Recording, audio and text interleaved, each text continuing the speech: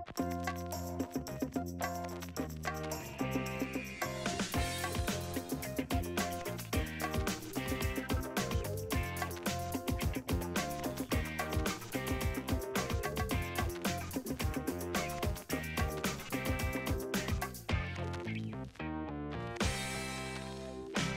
want to welcome our speaker today. He's an artist and educator, locally based here in Oakland, doing some amazing work. His transformative work has been displayed in museums, but a lot of his museums, he seems to prefer the streets, the walls of facades of buildings and different things. He's been named a cultural ambassador for Nigeria.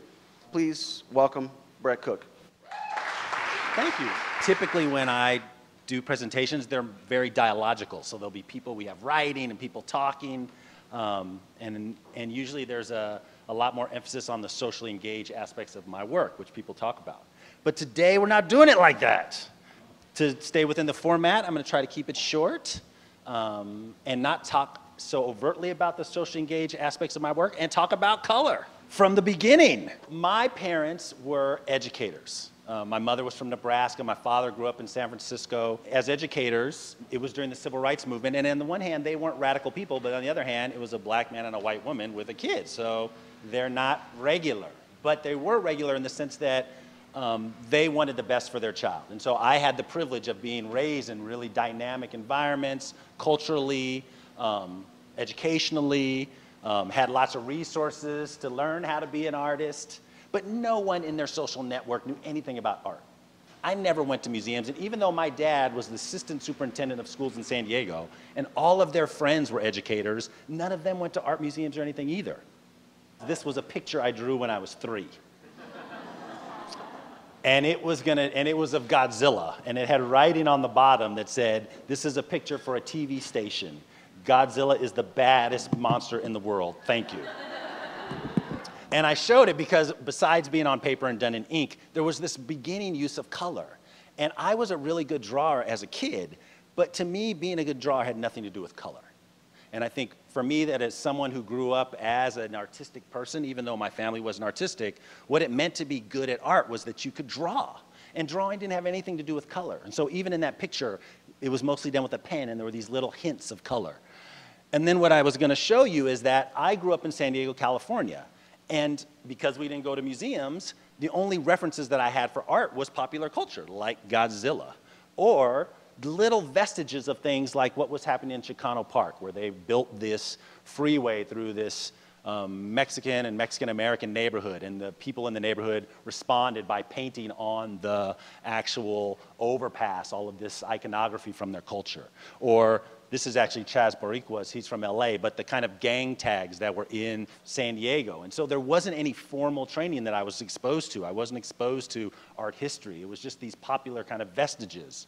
And so I also grew up at a time when there wasn't a hip-hop section at the record store.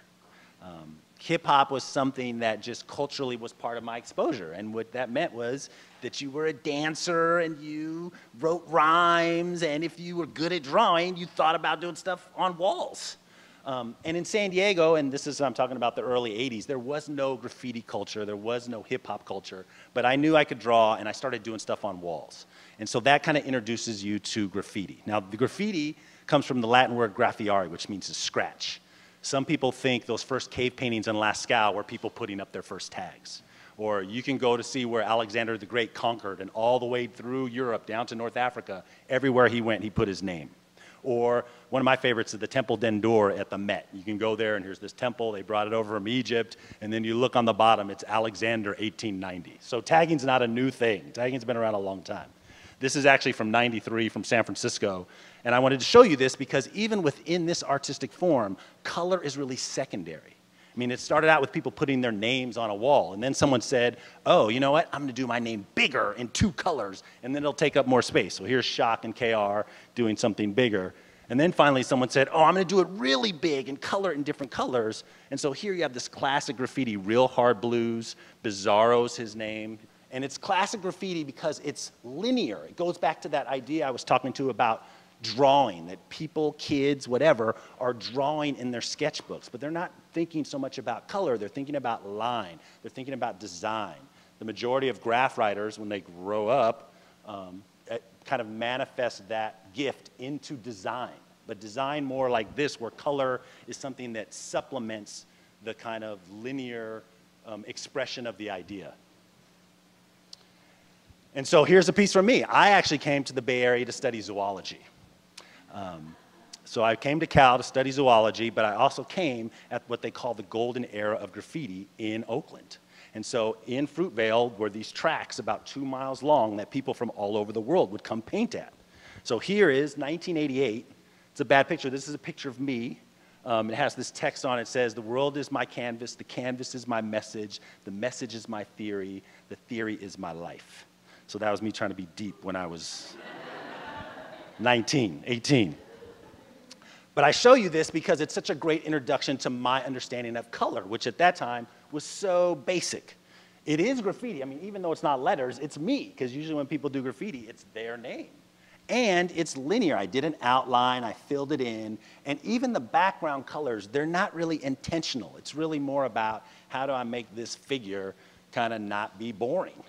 You know, and part of the way that I can tell about how evolved a young painter is how skillfully they resolve the ground around the figure. So if you're a talented person and you're good at drawing, usually that meant for me, I could draw anything really well. But what happened around it wasn't always so skillful. Or you see kids, like you go in the classroom, everyone's thing lives in snow. You know, there's like nothing around the paper. It's just like all white paper and a thing. And so there's not that evolution around color. And even at this time, I wasn't really thinking that deeply about color. Because I went to Cal, I studied all of this stuff. I studied religious studies, I studied Afro studies, I studied organic chemistry. And so I actually did this piece in San Francisco. So this is non-permissional, 1988. That says the worst part about us African Americans isn't that we have to fight our ethnicity to be accepted by society. The worst part is that it's often other black Americans that we fight with. Why are we so inclined to fight for a crayon that's not our color anyway? So I am thinking about color in somewhat reductive ways. And so here you have these two figures pulling on a flesh-colored crayon. And so I'm starting to think about color in terms of how it is socially. And that's also something I'm going to talk about today. But still, aesthetically, really rudimentary, really linear, really just filling things in. And then I started studying art history and art theory, and I learned about the color wheel. Raise your hand if you know about the color wheel. Give me some shout outs to the color wheel. Big up the color wheel. Okay, so for the people who didn't raise their hands, the color wheel is this thing that talks about how all colors come from the primary colors. So here you have the primary colors. You mix these two, you get a secondary color, and you can mix those and get tertiary colors. Now, some of the tricky things about this thing, or not tricky, but it's helpful, is that if you blend or mix the colors that are on the opposite side of the wheel, you get brown. Or you get into this thing around warms and cools.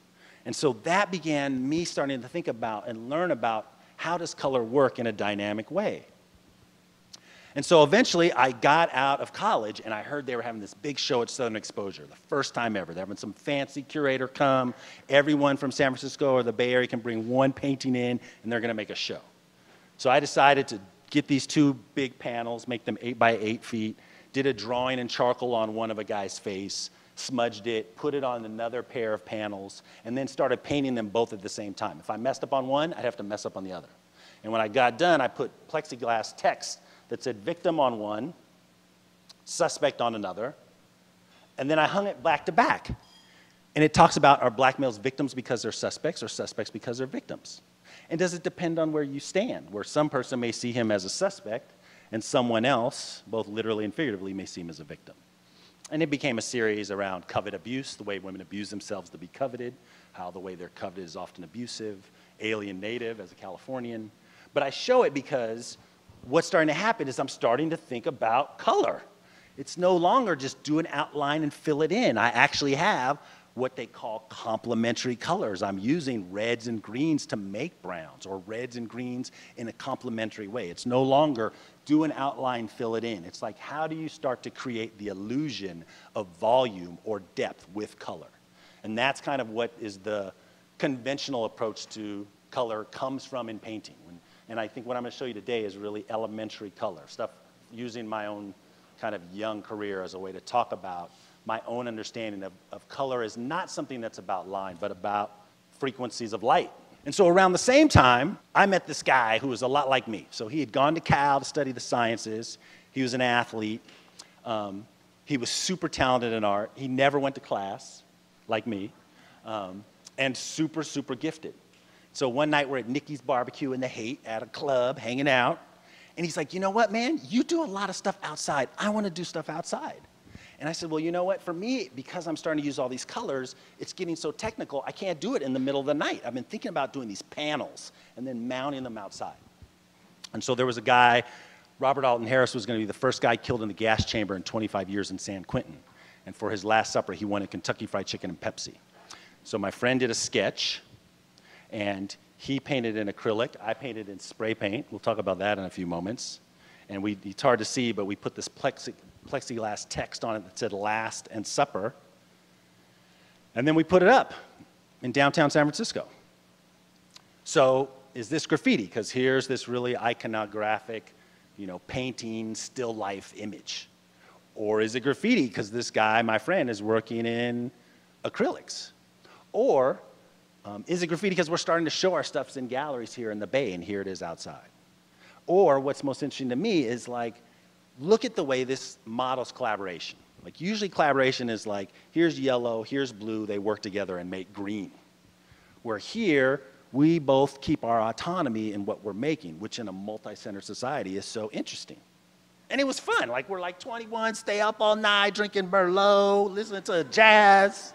It's man, this is fun. We should do this again. Yeah. What else is going on? Well, there's something with abortion in Kansas we could do. Or there's that something. Or there's that guy, Rodney King. Remember that guy that they had on TV where they police, let's do it. Wednesday, we'll go to Home Depot. We'll do something about it. So we're on our way to Home Depot. The verdict comes out that the officers are acquitted. We stay up all night. And we do this piece and put it up in San Francisco on Bush Street where the galleries used to be with the slogan to serve and protect, which is the slogan of the LAPD. Now, this I want to show you and this was the first day. So just like in Los Angeles, there was rebellion in San Francisco.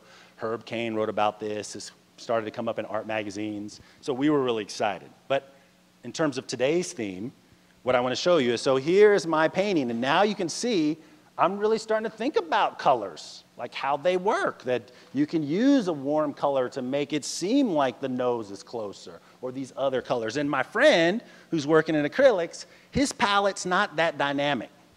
He's kind of staying in the flesh tone lane. But he's a painter. And like I said, it was fun. And so we started doing them about all kinds of stuff. Okay, this is 1991. Dykes, hoes, and spades, how we oftentimes objectify people to control them, or, the Contra issues, or Columbus Day, there will be none till we all get some, piece of the pie, or PEACE, or, don't ask, don't tell, and the closing of Alameda's military bases. And so this is, 92, these are happening every month all over San Francisco, all over the Bay. We're putting these things up. And part of our agenda is really trying to make dynamic paintings accessible to people. Because like I told you, even though my parents were educators, even though all their friends were educators, they never went to museums. I never grew up going to museums. But I still believe that that those could be really transformational experiences for people to have. And we were willing enough to sacrifice our time, our money, our safety to make these things to share with people. And so we said, look, let's do coins. Clinton just got elected. He's talking about change. Everyone in the city, there's so much homelessness in the city. Let's do something spare change. We'll each do a nickel, a dime, penny, and a quarter, and we'll put them up. All of this is non-permissional. So no funding, no permission, just doing it. But wanting to do stuff that's really challenging as an art object. Like a coin has no colors. It reflects all colors. It's portraiture, but it's not a portrait. It's still collaboration, and it's still making these really compelling objects accessible in public space. And here's my studio in Oakland where we were making them. And then I think another kind of tangent around color is this idea that, to me, when I think about the color or the spectrum, it is an idea about different diversities of frequency. And so if it's not apparent, obviously, I'm thinking about diversity in color as well as in society. And so part of that also means, how do you make things accessible to lots of different people, not just outside of museums, but also inside of museums? And so here's the old intersection on Valencia, where even the pieces are shown there. So really trying to think about access and colors and frequencies and all these different kind of venues. And so what I didn't tell you about my friend is when I first went to his studio in Oakland, you know, he's an oil painter, so he's got like oil paintings around. I've never seen that stuff, man. I'm from San Diego, man. I draw with the marker. I'm studying zoology. I didn't know anything about Lucian Freud, for example. Or my first experiences around painting, I can remember this is a painting that's in the collection of the San Francisco Museum of Modern Art. All of my professors were these kind of former Bay Area painters who were teaching. And I saw this painting, and I just assumed a black person did it, because all that stuff I studied, it was only mostly white men painting other white men or naked ladies. But I eventually found out this was James Weeks. And I was really, both my friend and I were really looking at this kind of painting, where it was about color and using color to really delineate space. I mean, even this mark here, to really push that space back and have his head pop out, you know, is a combination of the color as well as the mark. And so even when you look at this Lucian Freud self-portrait, it's less dynamic in color, as is the cliche of most English painters. Like, they're in foggy gray spaces. There's not a lot of avocado color happening in England. But they're using color in a much more deliberate way. And so that brings me to this. When they did the civic suit against the police officers, my friend and I said, well, we got to do something about that. So it's when Wesley Snipes had this movie, White Men Can't Jump. So we said, white men can jump if you're willing to pay for it, because it's when taxes were due. So you can't see, but this is actually painted on tax forms. And this is on Van Ness, across the street from where the Museum of Modern Art used to be. So again, no funding, no permission, we put this painting up. And it's gonna be hard to see now with the pixelation. But if you could see these, now they look like that James Weeks I just showed you. There's all of these strokes. And I think it's important, I'll show you again, these two are in spray paint, these two are in acrylic. And so what I failed to mention with those throw-ups is spray paint is linear. You do an outline, you fill it in, you outline it. Where what I'm doing is I'm making a line where a dark and a light meet. So that's one of the real distinctions for me about painting in color. Like, I thought you draw a line and that's how you make lines. And I'll show you in a minute what I mean. But it's from looking at painting in color that that shift starts to happen. But the story is, we put this up and we're, you know, it's self-actualized. So we put it up. 2 days later, the verdict comes out. This is on the front page of the San Francisco Chronicle. Unknown artists do their rendition of the Rodney King verdict. And then the police come and roll it out. And then we do a response.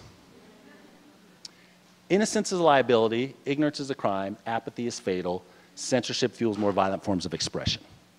To tell you, so this half is all done in acrylic, this half is all done in spray paint. And I wanted to show you this because, you know, let's look at what we were doing. So here, it's almost like an airbrush. I'm misting it, the colors, kind of making them float together. Here, my friend's palette. It's really muted, no color at all. And then you get to this, where I'm really making strokes with a can. And so when you look at the history of graph, that's not the way people spray paint. It really looks like a brush. And partially because I'm hanging out with this brush painter all the time, thinking about painting. And conversely, now his palette is super radical in a way that before it hadn't been. And so really, when I think about my own evolution around color, it was about us really spending so much time, not just looking at things, but talking about what are the objects that we want to make, and what is the frequency or the kind of skill that we could convey by using color in really dynamic ways. So, to finish the story, because this is story time with Uncle Brett. This piece was up for a couple weeks. We took it down, and then when I moved to the East Coast, my friend moved to LA, put it up on Sunset Boulevard. It's up on Sunset Boulevard for a couple weeks and then disappeared. And then about a year later, someone came into a studio and said, hey man, they saw a picture, I know where this is. And so he went to this woodworking shop in Venice, California, and there was the piece. And this is my friend I painted with. So I had taken a photo of him, we cut the picture in half that we painted from. So he walks into the woodworking shop and says, hey man, I did that, and it's a picture of him. So the guy's like, yeah, I guess you did.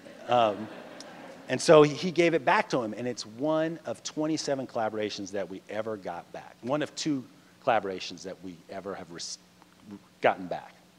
All the rest have disappeared. So I've had shows where people write in the book, have your quarter, love it, anonymous. Or when I lived in New York, someone contacted my gallery in New York and they said, hey, I have the Kentucky Fried Chicken, I'm in Brooklyn. So they all have really dynamic stories. And out of those 27, there might be 5, 8 different pieces.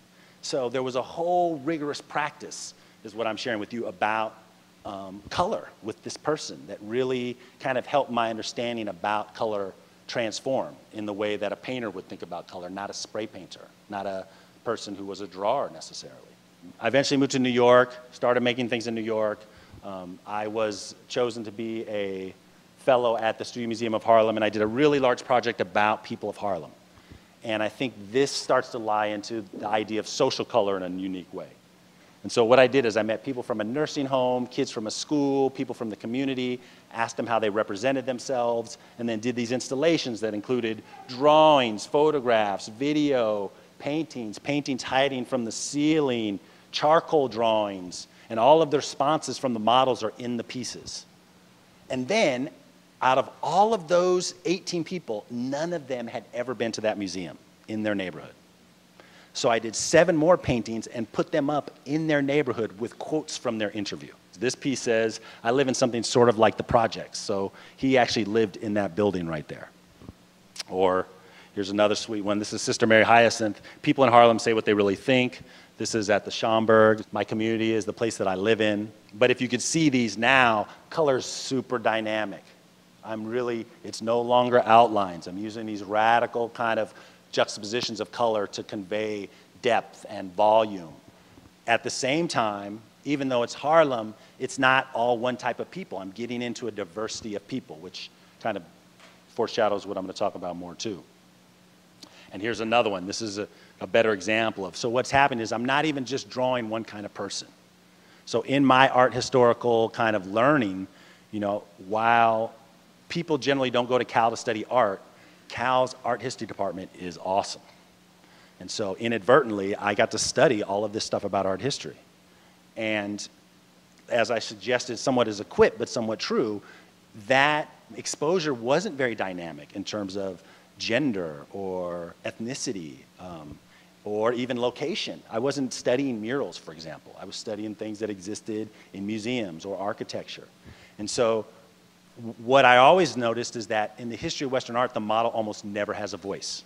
So when you see Gauguin paint those naked ladies in Polynesia, or you see Andre Serrano take a photograph of a Klansman, it's through the filter of the artist you're hearing about that person.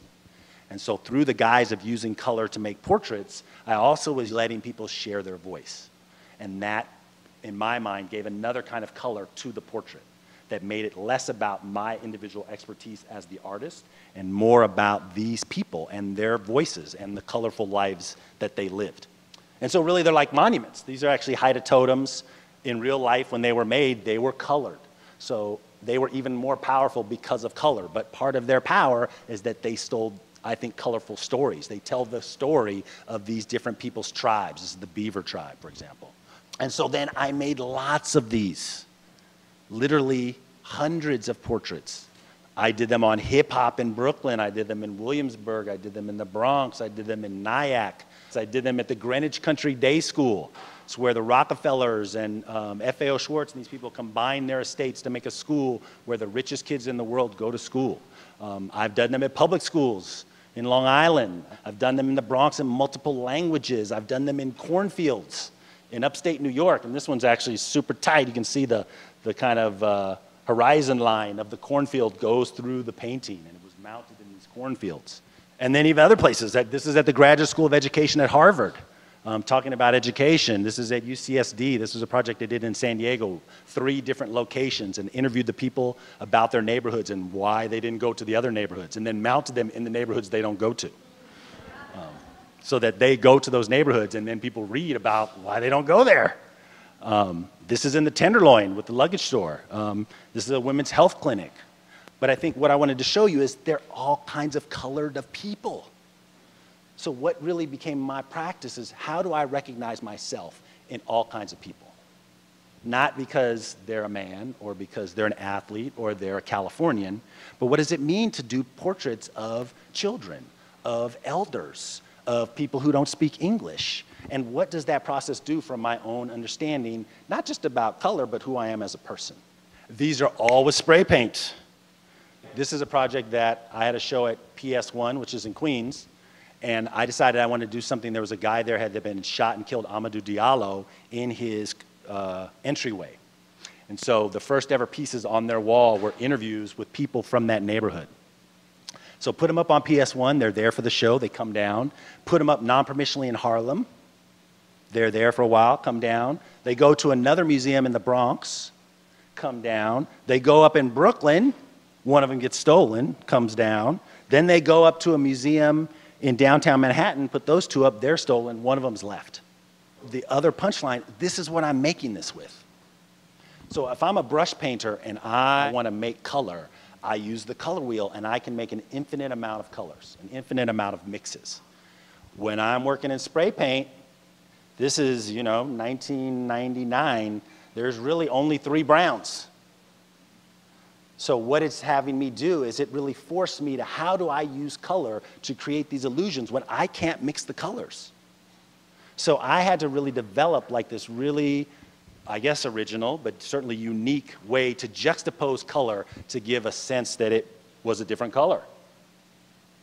So here's Pat Diallo. I just showed you him from the last project at PS1. He's also famous because he was the head of a very famous graffiti place there. And here's his painting. But it's really just marks of color. And sometimes a color like here that's a highlight somewhere else might be the beginning of it being a shadow just based on the colors that are around it. So basically, I'm doing all these unique things around color juxtaposition to give the sense that I have an infinite palette of colors that are possible. But in reality, my palette's really limited, and I'm having to use these juxtapositions to give the colors more meaning. And so really, they're abstractions. They're not figuration. At this point, it's no longer an outline you fill in. When you walk up to my paintings, they're just big abstractions. And it's really using the frequency of color to convey that illusion. So here you can see that's his lip. And these are just marks. Like Lucian Freud, brush painters have a history of using marks, or the Bay Area figurative movement, people were mark making with brushes or palette knives. In spray painting, that wasn't really part of the tradition. And so this was a whole new kind of language. But the other part that I realized is working with color is fun. There's something transformative or entertaining about that process. And so as much as I was interested about using colors in dynamic ways, I was also interested in what are the ways that I can have people share that joyful experience with color. And that kind of made me think of this. This is actually at the Tibet House in New York, and these are Tibetan monastics, and they're making a mandala. And so, they get these grains of sand, and they make this thing that's an object of meditation. And in terms of palette, it's not that dynamic of a palette. But it's significant in the sense that it uses color in a compelling way, I think. And it's so much about the process, because after they get done, they cross it off in 4 directions, they sweep it up, and then they throw it in the East River. And so a lot of my work had already been that. If you think about literally the scores of non-permissional pieces I had made, they were these.